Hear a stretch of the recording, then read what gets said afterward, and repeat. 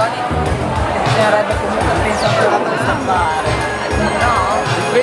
Dipende da cosa fa. No, magari non penso di tutti, però se continuiamo comunque sempre a lottare sempre qualcuno meno pensabile di qualcosa, come per esempio io la PGL ce l'ho molto fuori, Ma se nel 75 abbiamo i salari più alti d'Europa e nel 95 e nel 2005 più bassi, o cominciamo a discutere perché c'è successo, o altrimenti difendiamo no, io non difendo un disastro.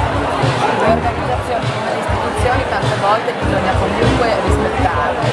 Però questo è un problema che purtroppo oggi come oggi la critica non è intelligenza, è solo rabbia che si è Posso dire lo stesso della difesa.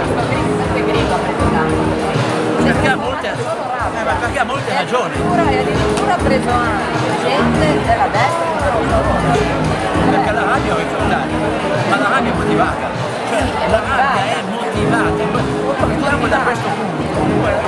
però La gente se la inventa, non se la inventa. infatti io la vivo tutte le volte la rabbia, tanto.